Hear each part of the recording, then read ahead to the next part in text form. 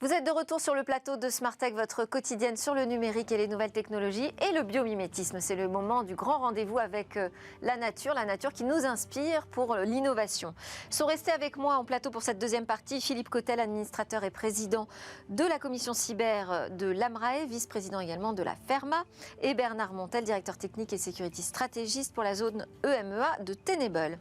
Et ce rendez-vous avec le biomimétisme, on l'a régulièrement avec l'entreprise Bioxégie, mais aujourd'hui c'est Marie-Laure Adler qui nous a rejoint pour nous inspirer, nous faire un peu respirer. On va parler du problème de la corrosion. Bonjour déjà Marie-Laure, bienvenue.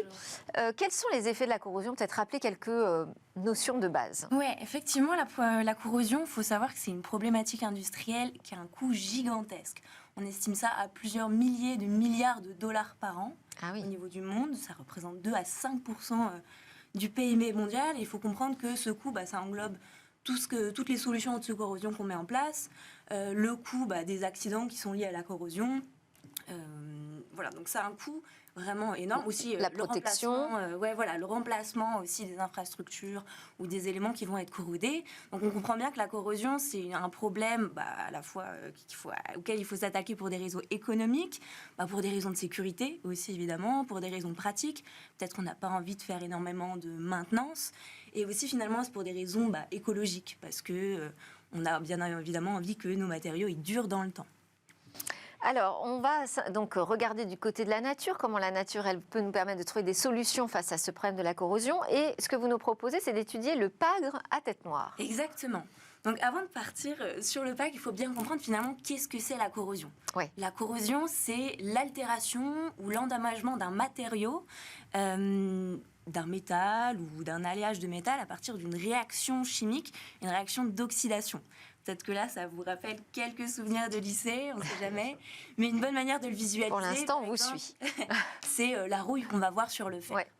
Alors, les responsables de cette oxydation, de la corrosion, ça va être des éléments qu'on va trouver dans l'air, le dioxygène, ou alors des éléments qu'on va trouver dans l'eau, des ions hydrogène, qu'on appelle des H+, ou alors des ions chlorure, le Cl-. Et effectivement, on va pouvoir s'inspirer de la nature pour développer des revêtements anti-corrosion. Mais en fait, c'est pas si intuitif que ça quand on y pense. Parce que le vivant, les animaux, les plantes, c'est pas composé de métaux qui se corrodent. Donc, c'est pas forcément très intuitif. Mais par contre, en fait, si on pense un peu finalement à la source de la corrosion, trouver des barrières à l'eau, trouver des barrières aux composants dans l'air, parfois certains animaux, certaines plantes, elles ont besoin d'avoir ces barrières contre ces sources-là. Et l'exemple dont je vais vous parler aujourd'hui, c'est du pagre à tête noire. Ce magnifique poisson. J'espère qu'on a une photo, parce que quand je dis magnifique, tout le monde va comprendre. Et le pagre à tête noire, comme nombreux poissons, ils ont du mucus. Donc le mucus, il fallait le visualiser, c'est quelque chose d'un peu gélatineux qu'on retrouve sur les poissons. Parfois, si vous avez déjà fait de la pêche, vous l'avez déjà vu. Et ce mucus, il a plusieurs fonctions. Alors, il y a une fonction qui lui est bien connue et qui est le cas chez tous les poissons. C'est une fonction hydrodynamique. En fait, c'est quelque chose c'est un peu lubrifiant. Ça permet aux poissons d'aller vite. Mais ça a aussi une fonction en fait de barrière. Et dans le cas du pagre à tête noire, c'est une barrière contre les bactéries. Donc ça a une fonction à la fois de repousser les bactéries, mais aussi de tuer les bactéries. Et pour bien comprendre comment il fait ça, en fait, à l'intérieur de ce mucus, il y a des composants assez particuliers, des protéines et des peptides, qui sont chargés négativement. Et ce qu'il faut savoir, c'est que les bactéries, elles aussi, elles ont des membranes qui sont chargées négativement, un petit peu finalement comme les ions chlorure qui sont eux aussi des composants chargés négativement. Donc, qu'est-ce qui se passe quand il y a des bactéries qui s'approchent du poisson?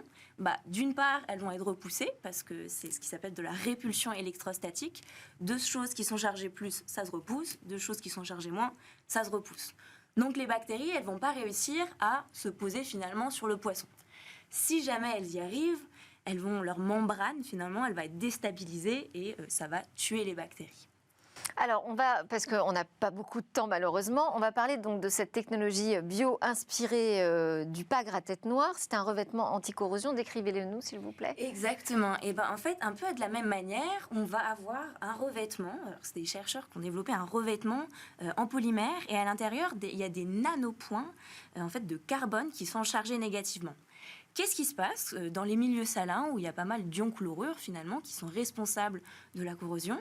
Ils vont s'approcher, mais il va y avoir de la même manière une répulsion électrostatique. Toutes les choses chargées moins vont être repoussées. Il y a une barrière aux ions chlorure. Et du coup, grâce à ça, on a un revêtement anti-corrosion, donc il y a pas mal d'atouts. Le premier atout, c'est que ce revêtement-là, il est particulièrement pas cher à développer. Il y a aussi un intérêt parce que dans certaines industries, elles ont besoin d'avoir à la fois des revêtements qui font face à la corrosion, mais aussi à ce qu'ils appellent de la biocontamination, donc éviter de la contamination microbienne. Et comme je le disais tout à l'heure, nombreuses bactéries sont chargées un peu négativement à leur surface. Donc en fait, il y a un double effet contre la corrosion et contre la biocontamination. Merci beaucoup. On ne peut pas aller beaucoup plus loin dans les explications, mais on continuera évidemment le biomimétisme dans Smartech. Merci encore à Marie-Laure Adler de Bioxégie. À suivre, Où va le web ?